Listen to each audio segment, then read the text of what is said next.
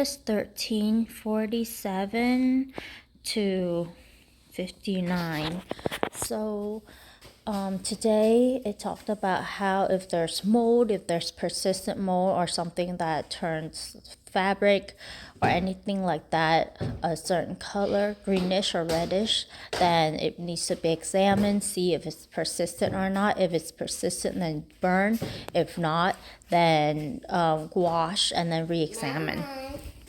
And if they're not persistent, then they just need to be ripped out, that part ripped out, and see if it developed in other areas. So I think, like, reading this more, I'm more and more convinced. And like this morning, I was just, after reading it, I took my child to the restroom, and I used this similar phrasing, like it's clean or unclean, in Vietnamese, yeah.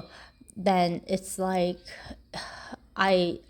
the connection just like popped, like that.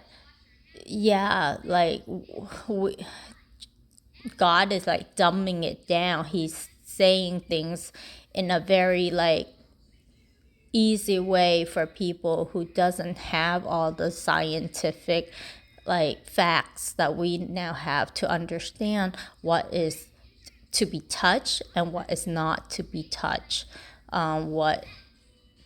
And I do that to my kid, and I didn't realize the connection until now, that I'm pretty much saying the same thing, like telling them what is clean to touch and what is not clean, what they shouldn't touch. And so like that connection. And then when I thought about it, I thought about how, bless you, Jesus said that he will wash our sins away. So we are pretty much considered unclean. Sin is unclean, but through him we are washed and we are white as snow. And so he's removing that sin away from us. So like that consistency in the Bible, that imagery, I guess, symbolism, and how God made it so that all generations can understand what he is trying to do, what his power to save. And so it's like, and so it impacted me a lot, that connection this morning.